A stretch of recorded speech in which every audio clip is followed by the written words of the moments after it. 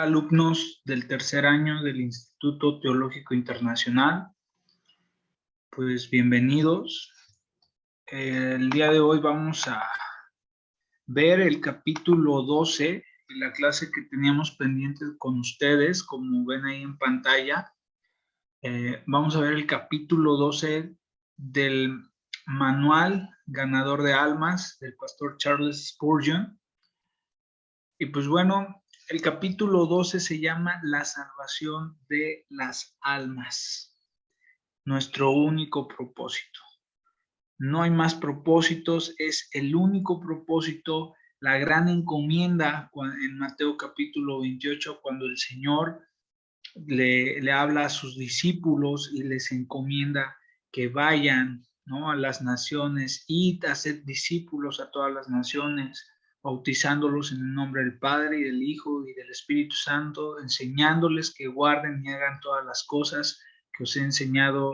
He aquí que yo estaré con vosotros todos los días hasta el fin del mundo. En Hechos capítulo 17, versículo 16, dice lo siguiente: mientras Pablo los esperaba en Atenas. ¿A quién estaba esperando Pablo en Atenas? A Silas y a Timoteo. Eso lo puedes leer uno o dos versículos anteriores a este. Su espíritu se enardecía viendo la ciudad entregada en la idolatría. Yo quiero que observen estos versículos, hermanos. Nos están dando ahora sí que un panorama en el cual Pablo se encontraba, y que muchas veces algunos de nosotros también hemos tenido este ardor, tal vez, ¿no?, que Pablo sentía y tenía en esos momentos. Verso 17: así que discutía en la sinagoga con los judíos y piadosos, y en la plaza cada día con los que concurrían. Y algunos filósofos de los epicúreos y de los estoicos. ¿Quiénes eran estos filósofos o a qué se dedicaban los epicúreos y los estoicos? Rápidamente, déjame te digo que estas personas, sobre todo los epicúreos, eran materialistas, y aunque no negaban la existencia de Dios, creían que Él no se involucraba en los asuntos humanos. Ellos creían que al morir una persona, su cuerpo y su alma se desintegraban. La filosofía estoica enseñaba el dominio total de uno mismo, y que la meta de la vida humana era llegar a un punto indiferencia total al placer o al dolor. Entonces, sabemos que los griegos eran filósofos y se llenaban de ideologías y de muchas cuestiones que los desviaban del Dios verdadero. Pablo se encontraba en un panorama donde no solamente había filosofía, sino también había religión. La Biblia nos menciona que había judíos y piadosos. Entonces, Pablo se encontraba en medio de todas estas personas. Ok, seguimos leyendo. Dice: y algunos filósofos, verso 18, y algunos filósofos de los epicúreos y de los estoicos disputaban con él. Y unos decían: ¿qué querrá decir este palabrero? Yo quiero que veas también cómo la Biblia describe la forma de esta gente, de cómo veía a Pablo, o qué pensaban de Pablo. Pensaban que era alguien que solamente hablaba palabrerías, y otros parece que es predicador de nuevos dioses. O sea, sí está predicando de unos nuevos dioses, no de los que conocemos, sino de unos nuevos. ¿Por qué razón? Y nos los dice la palabra de Dios: porque les predicaba el evangelio de Jesús y de la resurrección. Era gente que no podía comprender los dos grandes pilares, ¿no?, la muerte y la resurrección de Cristo, lo que Jesús vino a hacer y esa resurrección. 19: y tomándole le trajeron al areópago, diciendo: ¿podremos saber qué es esta nueva enseñanza de que hablas? Versículo 20: pues traes a nuestros oídos cosas extrañas. Queremos pues saber qué quiere decir esto. Podemos ver también que la Biblia nos describe y nos dice que esta gente también tenía cierta curiosidad y algunos probablemente hasta cierta hambre de escuchar esto que era nuevo para ellos. Hermanos, va a haber gente que sí está dispuesta y que tal vez abra sus oídos a prestar atención. Pero veamos qué es lo que pasa, porque la Biblia nos describe el panorama para poder evangelizar. ¿Por qué todos los atenienses y los extranjeros residentes allí en ninguna otra cosa se interesaban sino en decir o en oír algo nuevo? Ok, seguimos leyendo. Ahí en el verso 22 de Hechos capítulo 17 dice, entonces Pablo fue, ok, se paró en medio del aerópago, dice, puesto en pie en medio del aerópago, dijo, varones atenienses, en todo observo que sois muy religiosos. Hermanos, clases anteriores yo ya les había comentado y les había dicho que observemos cómo la Biblia nos enseña. Este es un ejemplo de cómo evangelizar. Pablo no llegó juzgando a esta gente. Pablo no llegó condenándolos, sino que Pablo fue astuto para poder hablarles del evangelio.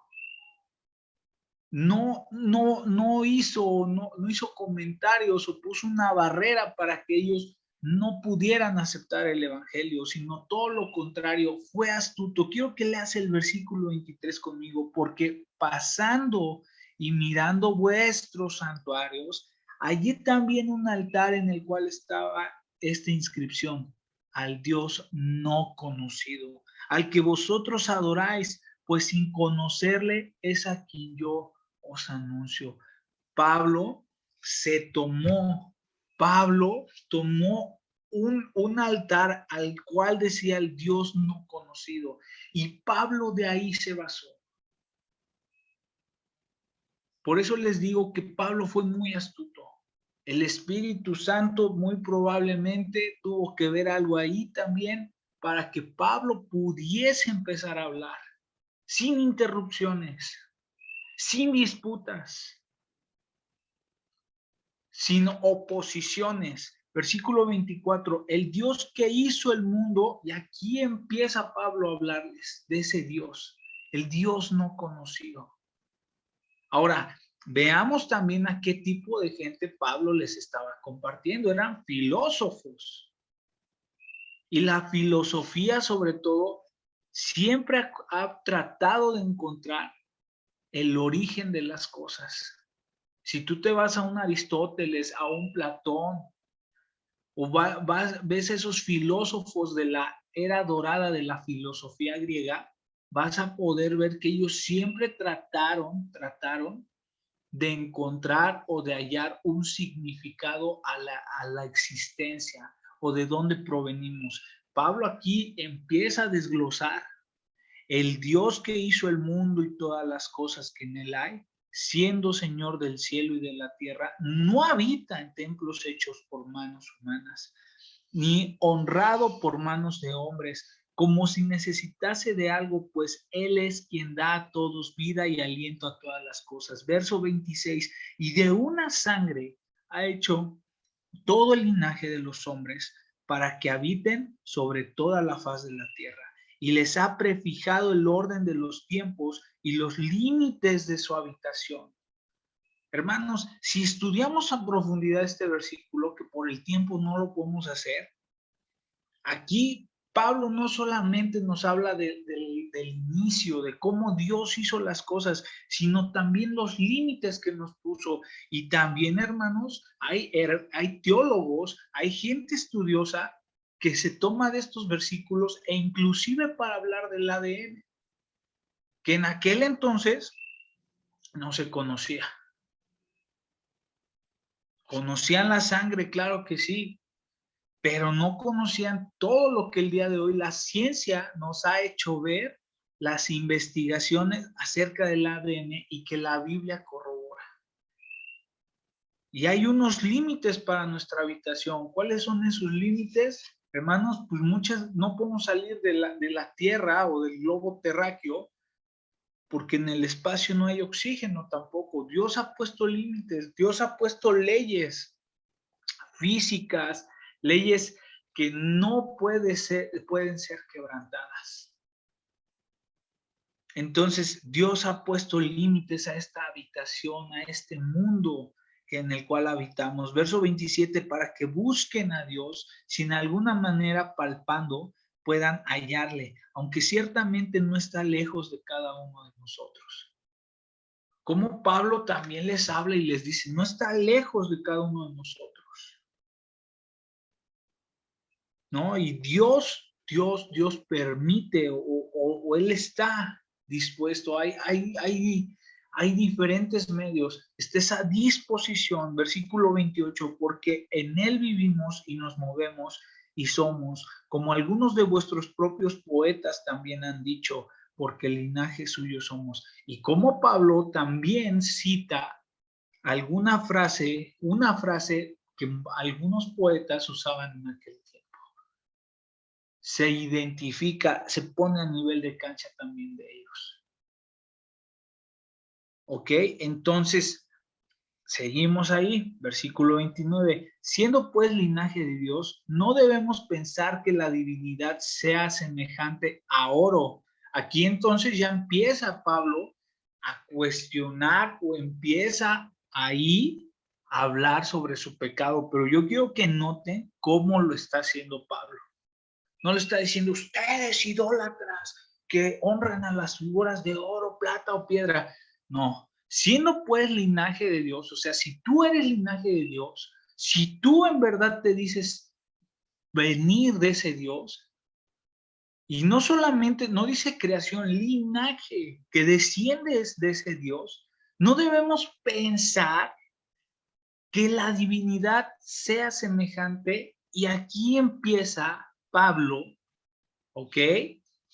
Empieza ahí con ese criterio, con esa mentalidad, con ese razonamiento que ellos tenían, empieza a cuestionarlo de la siguiente forma: sea semejante a oro o plata o piedra, escultura de arte, de imaginación de hombre. O sea, ¿cómo ustedes que se dicen ser linaje de Dios, no caigan en eso? Dios no es una estatua de oro, Dios no es una estatua de plata, Dios no es una estatua de piedra o escultura de algún artista. Si en verdad, ¿no? Empieza a cuestionar y a confrontarlo, pero vean de qué manera lo hace, versículo 30, pero Dios, habiendo pasado por alto los tiempos de esta ignorancia, ¿ok? Ahora manda a todos los hombres en todo lugar que se arrepientan. Como Pablo empieza a hablarle a este tipo de gente, empieza a mostrarles a ese Dios creador al que hizo todas las cosas y los aterriza al arrepentimiento, hermanos. Los confronta con ese pecado de idolatría, con la ignorancia que hay en sus corazones y en sus mentes. Y cómo aterriza y los lleva: arrepiéntanse. Por cuanto ha establecido, y empieza a hablar del juicio, por cuanto ha establecido un día en el cual juzgará al mundo con justicia por aquel varón a quien designó, dando fe a todos con haberle levantado de los muertos. Ahora, hermanos, veamos cómo Pablo da ese mensaje de salvación. Habla a este público de filósofos, de gente que era culta en aquel entonces, que se creían preparados totalmente. Pero yo también quiero que observes en el verso 32 que aún el mismo apóstol Pablo fue rechazado por muchos de ellos. Y que tú no te sientas mal el día de mañana que el Señor te mande a compartirle a alguien y que pueda ser rechazado. Pablo lo fue. Pablo lo fue. Verso 32, pero cuando oyeron los de la... Versículo 33, así Pablo salió del medio de ellos, mas algunos creyeron. En el verso 34 nos muestra la palabra de Dios, dice, mas algunos creyeron, juntándose con él. Entonces, hermanos, no importa lo que tú puedas ver, En el momento en que tú des o compartas la palabra, algunos se van a burlar, algunos van a ser indiferentes, pero sí va a haber gente dentro de toda aquella gente que tú le compartas que va a aceptar el mensaje, entre los cuales estaba, y nos dan nombres de estas personas: Dionisio el Areopagista, una mujer llamada Damaris y otros con ellos. Sí hubo gente que se convirtió, que aceptó el mensaje. Así ha de pasar, hermanos, con nosotros también. Seguimos dentro del estudio del capítulo 12, la salvación de las almas, nuestro único propósito. Introducción, el gran propósito que inspiraba a Pablo en su ministerio. Vamos a ver 3 puntos. Primero, el gran propósito que inspiraba a Pablo en su ministerio. ¿Qué era lo que lo inspiraba y qué nos tiene que inspirar a nosotros? Las poderosas razones que tenía Pablo para elegir tal propósito. Y 3, los mejores medios que utilizaba Pablo para conseguir su propósito. Introducción, hermanos. Dentro de esta introducción, si tú lees el capítulo 12, hay una dedicación y un ejemplo apostólico. Vamos a verlo rápidamente, esta introducción. Dedicación. El hombre de una sola mira es verdaderamente un hombre. Son palabras del pastor Charles Spurgeon. Una vida con un solo fin es como un río caudaloso que fluye entre sus márgenes, conduciendo así al océano multitud de barcos y dando fertilidad a sus riberas. Dame un hombre no solamente con un gran propósito en el corazón, sino lleno de él, con todas sus facultades concentradas en lograrlo y con todo su ser ardiendo con celo vehemente por su supremo ideal. Dame ese hombre y tendré ante mí una de las más grandes fuentes de energía que pueda producir el mundo. Dame un hombre cuyo corazón esté infundido de amor santo y cuya mente esté dominada por una gran idea celeste. Y tal hombre será conocido donde quiera que le toque en suerte vivir. Me atrevo a profetizar que su nombre será recordado mucho después de que el sitio de su sepulcro haya sido olvidado. Así era Pablo. Descrito por palabras del pastor Charles Spurgeon. Esa es la dedicación a este hombre. Ejemplo apostólico. Cada uno de nosotros deberíamos ser lo que él era, que a pesar de todo deberíamos estar llenos del mismo espíritu que lo animaba a él con el mismo grado. ¿Qué había en Pablo, por la gracia de Dios, que no pueda haber en ustedes, hermanos, o en nosotros? ¿Qué hizo Jesús por Pablo que no haya hecho por nosotros? Él fue divinamente transformado. También lo han sido ustedes si han pasado de las tinieblas a la luz admirable.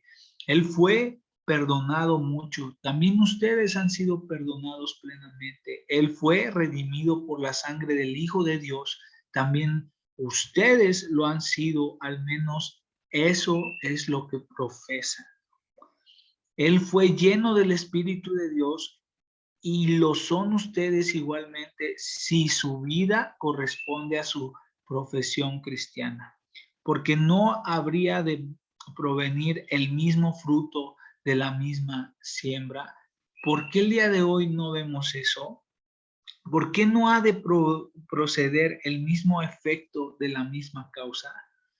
El apóstol era una excepción y que no puede ser tomado como regla o modelo.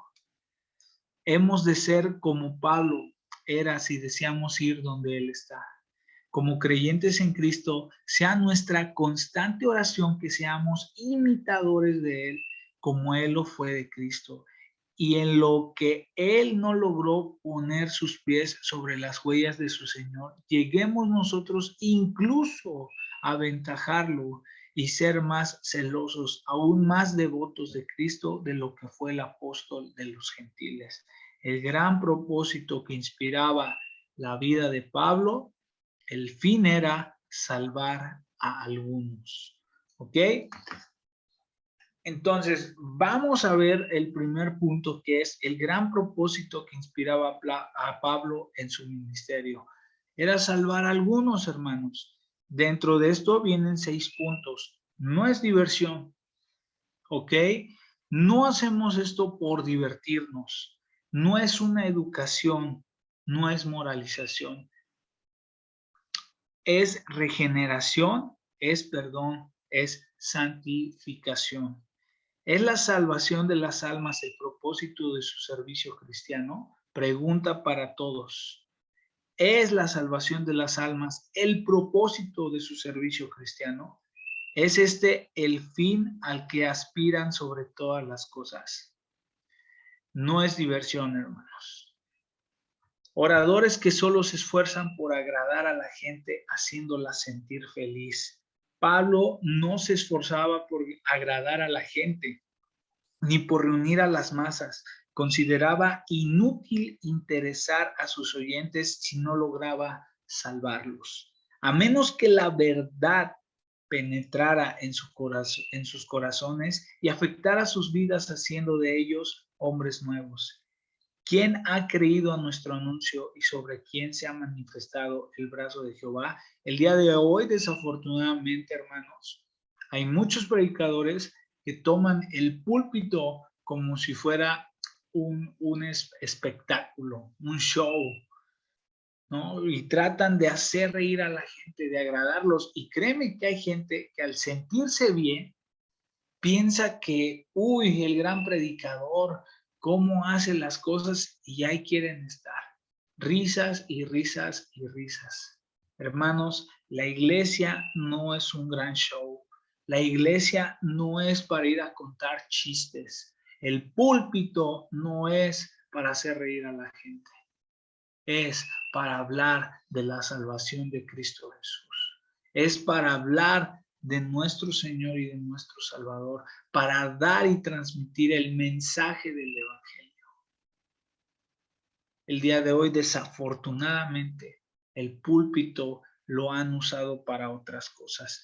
No es educación, hermanos. Y por educación vamos a ver lo siguiente para que lo podamos entender. Hay quienes creen que el objeto de nuestro esfuerzo yace en educar a los hombres. No es así. ¿La educación es algo de sumo valor? Claro que sí, pero si creemos que nuestro propósito solamente es el educar a los hombres en las facultades mentales, nos hemos equivocado. No estamos aquí para educar a los hombres. El objeto del cristiano no es prepararlos para sus vocaciones seculares, adiestrándolos en las artes más delicadas, delicadas o profesiones más selectas. El Señor nos enseña en su palabra que Él vino a buscar y a salvar lo que se había perdido. Lucas capítulo 19, versículo 10, y con esta misma misión envió a su iglesia. El predicar a Cristo y a su crucifixión es el único objetivo de su existencia entre los hijos de los hombres. No estamos para educar a estas personas o tomar el evangelio para que los eduquemos.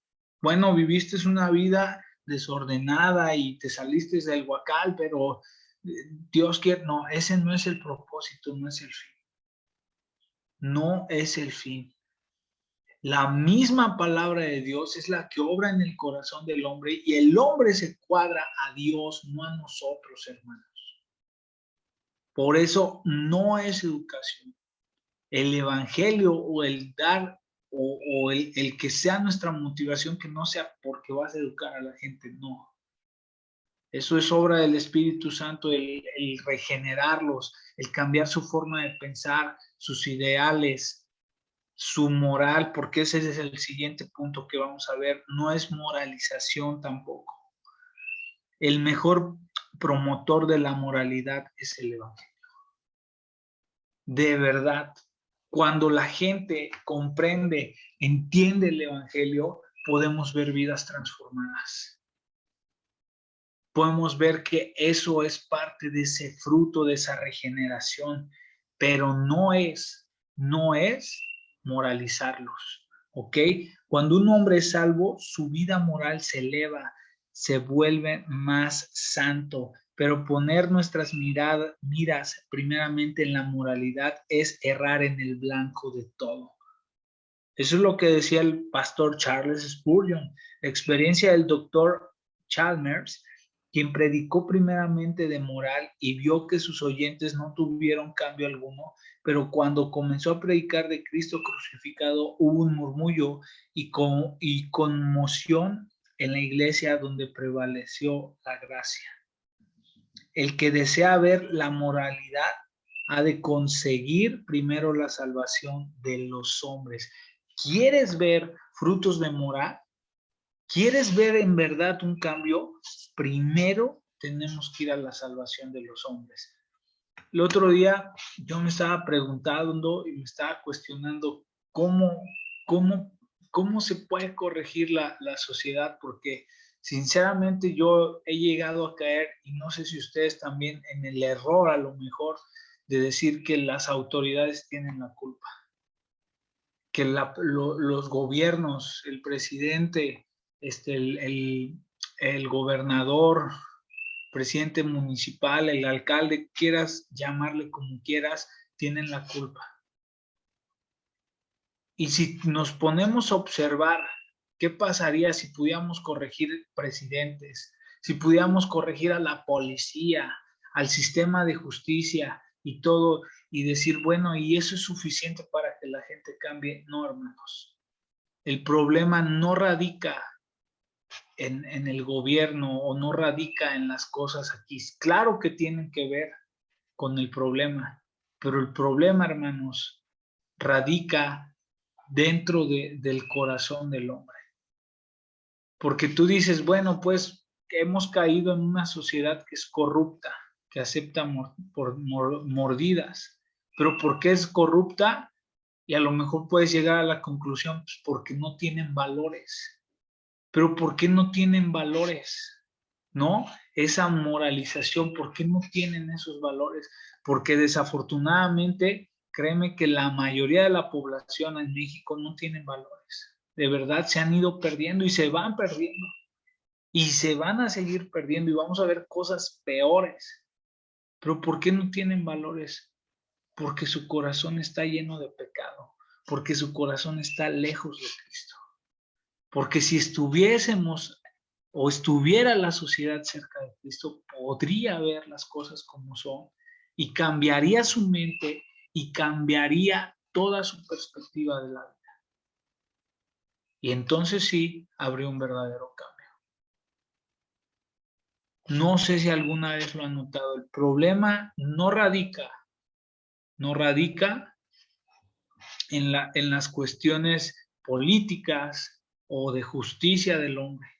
El problema radica en el corazón de los hombres. Por eso es necesario que se les hable del Evangelio. No solamente es moralizarlos. El que quiera que haya movimiento en un cadáver deberá procurar antes que tenga vida. Y el que pretende contemplar una vida rectamente ordenada deberá buscar en primer lugar una renovación interior por el Espíritu Santo.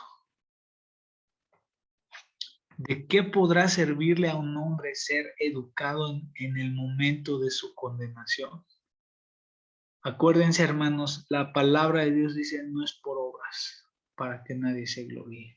Efesios capítulo 2, versículo 9. Entonces, no es porque los moralices, o sea, una gente moral, es que ellos tienen que conocer a Cristo primero. ¿Qué utilidad podrá reportarle el haber sido divertido si al tocarse la trompeta, estremecerse los cielos y la tierra, el abismo abre sus ardientes fauces y se traga a su nunca salvada alma? ¿De qué sirve? ¿De qué sirve? Las obras, sin nuestra inspiración o nuestra base o fundamento no es Cristo Jesús. En Santiago dice que muéstrame tu fe sin obras, que yo te mostraré mi fe con obras. Y muchos toman mal esos pasajes. Y quiero llegar a esto. Hermanos, la moral, sí, en verdad, es algo que como cristianos se tiene que dar a notar. Pero la inspiración o el anhelo de ser un ser moral correcto debe provenir de Cristo en nuestros corazones, de su palabra, del nuevo nacimiento, de querer ser diferentes. Por eso dice la palabra, no es por obras para que nadie se gloríe. ¿Qué podrá aprovecharle a un hombre haber sido moralizado si permanece a la izquierda del juez y le oye decir al fin, apártate de mí, maldito? Las manos de los que profesan ser cristianos están bañadas en sangre por el asesinato de las almas de los hombres, a menos que el rumbo, el fin y propósito de toda su obra haya sido salvar a algunos. Es regeneración. Ahora, ¿qué es? ¿Qué sí en verdad es?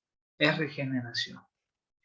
Juan capítulo 3, lo puedes leer con Nicodemo, cuál era la intención de Pablo al decir que deseaba salvar a algunos. ¿Qué significa ser salvo? Pablo quería decir con esto nada menos que algunos nacerían de nuevo. Es necesario que haya una nueva criatura implantada en nosotros por el poder del Espíritu Santo. Es una obra únicamente del Espíritu Santo de Dios. De otro modo, no podemos ser salvos. El viento sopla de donde quiere y oye su sonido, mas ni sabes de dónde viene ni a dónde va.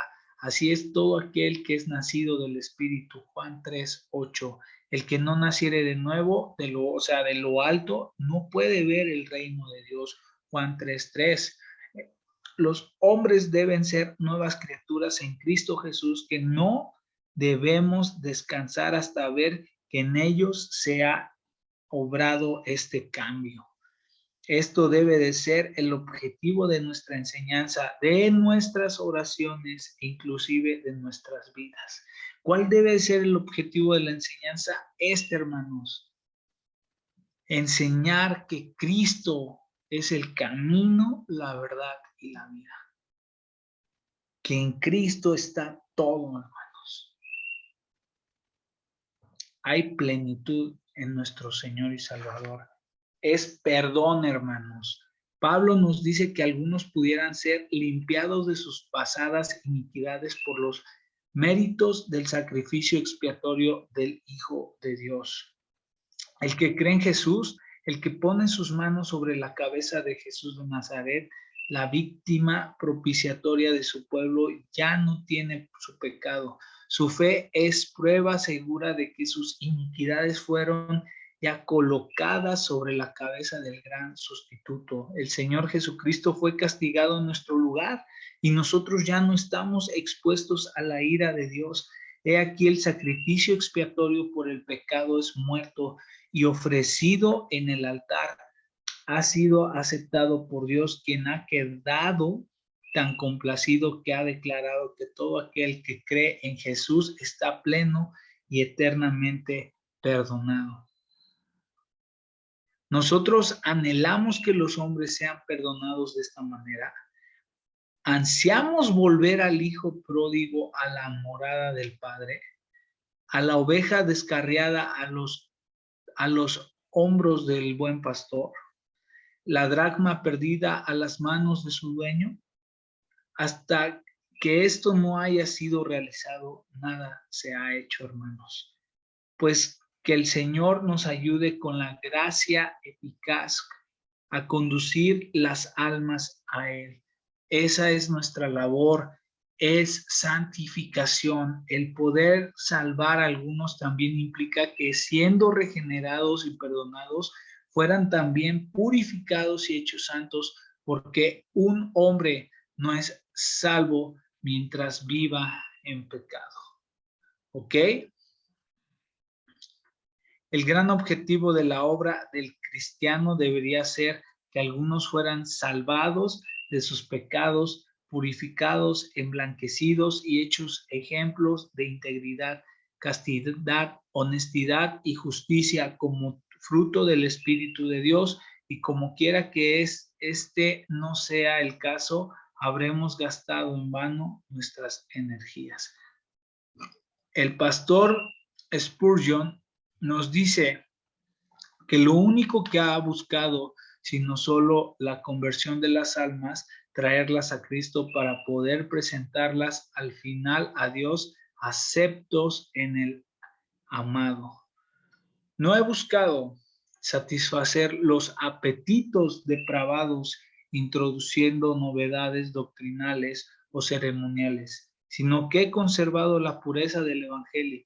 No les he ocultado parte alguna del valor de la palabra de Dios, sino que he procurado mostrarles todo el consejo de Dios. No he buscado refinamientos de dicción, sino que he hablado llana y directamente a sus corazones y conciencias.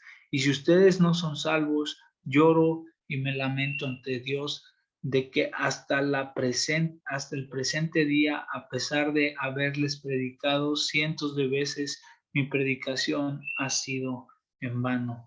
Nada que no sea su salvación puede hacerme sentir que el deseo de mi corazón se ha cumplido. Palabras del pastor Spurgeon. A todos los obreros aquí presentes, les ruego que aseguren esto, que no dejen de disparar a este blanco y al centro mismo, para que puedan ganar almas para Cristo y verlas nacidas de Dios y salvadas eternamente. Aunque el corazón de los trabajadores sufra y suspire y sus voces clamen hasta que sus gargantas enroquezcan, que estén convencidos de no haber hecho absolutamente nada hasta que por lo menos algunos hombres sean realmente salvos. Como el pescador aspira a atrapar el pez en la red, como el cazador anhela llevar a casa la presa, como la madre se muere por estrechar al hijo perdido contra su seno, así también nosotros desfallecemos por la salvación de las almas y sufrimos angustia mortal hasta que no logremos nuestro fin. Sálvalas, oh Señor, sálvalas por amor de Cristo. Punto 2. Las poderosas razones que tenía Pablo para elegir tal propósito. ¿Cuáles eran estas razones? La gloria de Dios, la miseria del hombre, la predicación del pecador, la felicidad del salvo.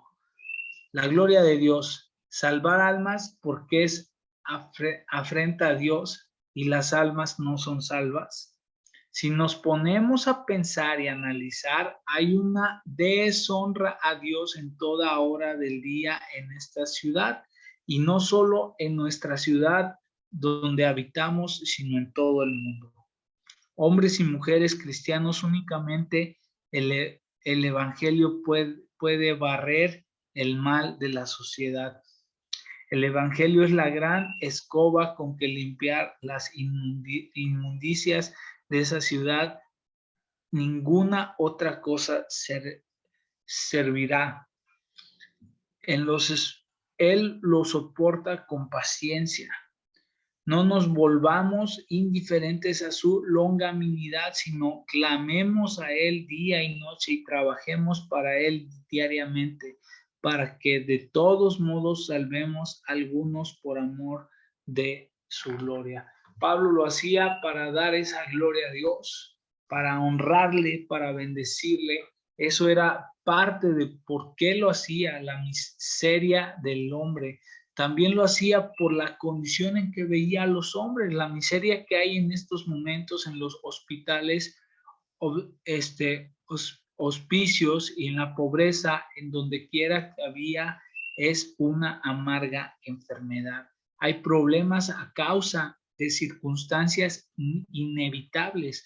Hay problemas por el resultado simple, obvio, de malgastar sus bienes con ligereza, la falla de previsión, la holgazanería, perdón, y lo que es peor, la embriaguez. Los vicios de nuestra época son los causantes de las 3/4 de la pobreza. Esto nos debe concientizar de la magnitud del pecado de tal forma que podamos decir: Señor, ayúdanos para que todos modos salvemos a algunos. El Evangelio de Cristo es la gran hacha puesta a la raíz. Que Dios nos ayude a levantar el hacha contra este mal y atarla incansablemente hasta que el enorme tronco del venenoso árbol comience a abandonarse y logremos derribarle. La perdición del pecador. Otro punto que motivaba a Pablo era saber que había almas que están yendo al infierno en ese momento, o que del diario hay almas que van al infierno, que no conocen a Jesús. El cristiano tiene otras razones para procurar salvar a algunos. Una de las principales es el futuro terrible de las almas impenitentes, sin salvación, no regeneradas, sin haber sido lavadas en la sangre preciosa. Vemos cómo caminan hacia los solemnes estrados donde la sentencia es pronunciada en silencio y son echados de la presencia de Dios, desterrados a un mundo de errores que no pueden describirse, nunca imaginarse. Esto solo es suficiente para ser causa de nuestra aflicción día y noche. Nos ilustra cómo ha de ser el día del juicio de Dios, la magnitud de la condenación y destino que tendrá cada alma. Ay de mí, corazón se destroza al contemplar su perdición y al oír los despavoridos gritos de su tardío despertar. Salven algunos, oh cristianos, de todos modos salven algunos por las llamas, las tinieblas de afuera, el lloro y el crujir de dientes, procuren salvar a algunos. La felicidad, del salvo. Entonces podemos ver que Pablo lo hacía por estas razones. Y sobre todo, también, hermanos, ver la necesidad que tiene esta gente.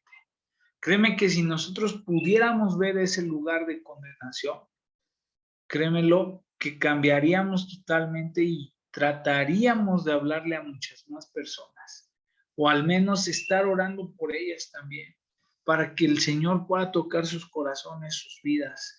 La felicidad del salvo, al que nos amó y nos lavó de nuestros pecados con su sangre, nos hizo reyes y sacerdotes para Dios su Padre. A él sea gloria, el imperio por los siglos de los siglos.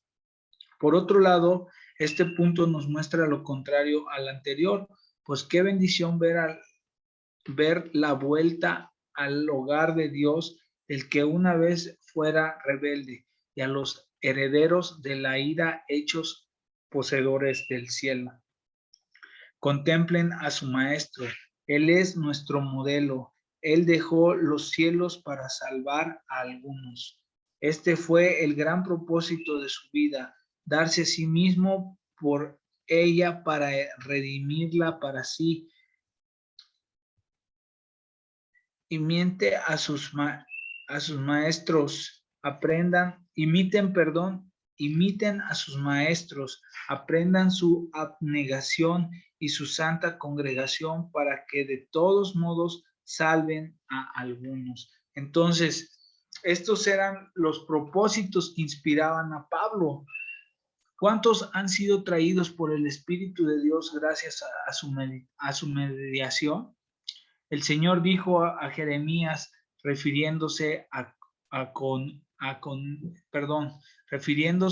Conías: Escribid lo que sucederá a este hombre privado de descendencia. Aquello era considerado como una maldición terrible. Sus hijos no son salvos, su esposa no es salva y él espiritualmente no tiene descendencia. ¿Pueden soportar esta idea? Despierten de su sopor y rueguen al Señor que les haga útiles. Hablen de Cristo y de las cosas divinas, o tomen esta resolución cada uno de ustedes, que si los hombres perecen, no sea por su falta de oración, ni por falta del celo de tiernas enseñanzas, que no sea por eso. Nosotros demos lo mejor que tenemos y lo que podamos hacer en ese momento por aquellas personas. Y punto 3, hermanos, los mejores medios que utilizaba Pablo para conseguir su propósito: predicar el evangelio, orar sin cesar. Lo hemos dicho desde la primera clase, la oración y la predicación del evangelio van de la mano. Identificarse con los oyentes.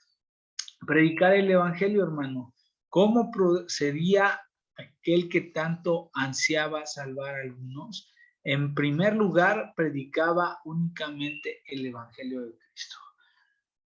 No podemos predicar de otra cosa sino solamente el evangelio de Dios. Es suficiente, no se necesita más. El evangelio es suficiente para transformar, para cambiar, para hacer grandes cosas en la vida de aquel que lo escucha con su corazón. Pablo no trató de causar sensación con afirmaciones sorprendentes, ni predicó doctrinas erróneas para conseguir el beneplácito de las masas. Algunos evangelísticas tienen conciencia de que parte de lo que predicaban no es verdad. Se abstienen a divulgar ciertas doctrinas no porque sean inciertas, sino porque no están a todo con sus desvaríos y se dedican a hacer afirmaciones imprecisas e incoherentes, excusadas por la emoción del momento, porque esperan así complacer a un auditorio más amplio. Por más celoso que sea el hombre por la salvación de los pecadores, no tiene derecho a hacer ninguna aserción que su hijo desapasionado no justifique. Entonces, hermanos, nuestro propósito es predicar y llevar el evangelio. No importa cómo veas el panorama, pero es que, y créeme que el día de hoy muchos han optado predicar otra cosa y hacer un lado el evangelio, cuando la palabra nos dice predica el evangelio. Es lo único. El Señor hará el resto. Ve y lleva las buenas nuevas de salvación. No tengo ningún derecho a exponer falsas doctrinas, ni aun en el caso de que creyera que con ello salvaría a un alma. Nuestra labor es mostrar a los hombres no la falsedad, sino la verdad. No tendría excusa si bajo cualquier pretexto embaucara a los oyentes con una mentira. Ocultar cualquier parte del evangelio no es método ni apropiado ni eficaz de salvar a los hombres. Eso de ocultar partes de la Biblia, créeme que es muy común que luego lo hagan. No, pues voy a evitar decirle esta parte. No, la palabra de Dios habla por sí sola. Sobre todo cuando compartes el evangelio, primero ya lo vimos el punto, un convencimiento, compartir acerca de ese convencimiento de pecados, que ellos reconozcan su culpa, su maldad, que sepan que tienen un Salvador y aquel que ha venido a pagar por ellos, y entonces llevarlos ese arrepentimiento y que acepten de verdad esa palabra regeneradora y transformadora. Hermanos, estamos aquí para predicar y llevar el evangelio. Debido a no haber sido proclamado todo el consejo de Dios, muchos avivamientos se han desvanecido en la nada. También hay muchísima gente muchísima gente. Una frase que escuché una vez de un pastor es que decía que para un verdadero avivamiento debe de haber un verdadero arrepentimiento. Y el avivamiento no es como muchas iglesias místicas lo conocen, que va a empezar a haber manifestaciones brutales del Espíritu Santo a través de cosas que ni en la Biblia vienen. No, hermanos. Un verdadero avivamiento lo podemos ver con Jonás. Cuando Jonás fue a Nínive, aun cuando no quería Jonás y terminó yendo porque el Señor se lo ordenó, la gente se arrepintió. Empezó a haber un verdadero avivamiento en sus vidas. Se arrepintieron porque escucharon que el Señor iba a juzgar contra ellos y se arrepintieron. Y el Señor trae el verdadero avivamiento cuando entendemos que le hemos fallado, que le necesitamos y que le buscamos, que hacemos las cosas como Él quiere, no como nosotros creemos que son.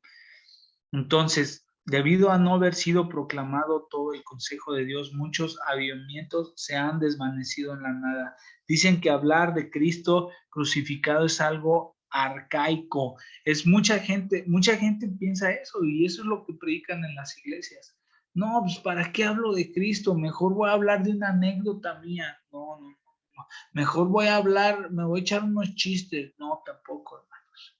Créanme, y hay iglesias que están sacando al Señor de sus predicaciones, de las cosas que ellos hacen tradicional y anticuado y que en ningún modo se ajusta al refinamiento de esta era maravillosa. Es asombroso el grado de erudición que todos hemos alcanzado últimamente. Nos estamos haciendo tan sabios que me temo que a no tardar mucho, si no lo hemos conseguido, ya acabaremos en necios, siendo una persona necia. Declaran a la gente todas las verdades y proclaman cada verdad bautizada en fuego santo, y cada verdad ejercerá su efecto propio y positivo sobre la mente. La gran verdad es la cruz, la verdad de que de tal manera amó Dios al mundo que ha dado a su Hijo unigénito para que todo aquel que en él cree no se pierda, mas tenga vida eterna. Estamos persuadidos de que estamos persuadidos de que esta locura de la predicación es una disposición divina y de que la cruz de Cristo, que para tantos es piedra de tropiezo y que por muchos más es ridiculizada, continúa siendo el poder de Dios y la sabiduría de Dios. Si nos adherimos a la verdad anticuada, si crees, serás salvo, y quiera Dios bendecir a muchas almas según sus designios eternos, no esperaremos que esta predicación sea popular, pero sabemos que Dios la justificará a no tardar mucho. Mientras tanto, no desmayemos, porque blasfema el mundo ciego la verdad salvadora, con mente delirante, su risa de por medio, negando inadvertido el peligro en que se mora. Parece el hacer mofa de su único remedio. Entonces, hermanos, aquí lo que está diciendo el pastor Spurgeon es sobre todo que volvamos a eso, hermanos. No nos salgamos de esa línea. El Señor ya nos dijo que es primero el evangelizar. El evangelizar y llevarlos a Cristo Jesús. Entonces, ese es nuestro propósito, eso es lo que tenemos que hacer. Hermanos, también orar sin cesar. Yo les decía desde la primera clase que la oración va de la mano con el evangelismo. Pablo empleaba muchas oraciones. Debemos orar por nuestras predicación. El evangelio solo no será bendecido. Un predicador debe mezclar las verdades con oración, mucha oración. Nadie puede emplear bien el martillo del evangelio sin estar mucho tiempo de rodillas. Mas el martillo del evangelio quebrará prontamente los petreos corazones si el que lo maneja sabe orar. Ahí hay algunos versículos de referencia. No nos aventuremos a hablar de Dios a los hombres hasta haber hablado de los hombres a Dios.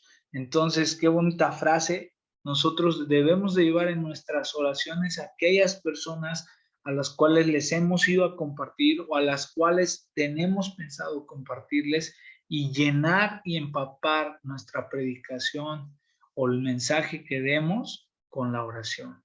Identificarse con los oyentes. Hermanos, también lo hemos dicho, ponernos a su nivel de cancha. Todos somos pecadores.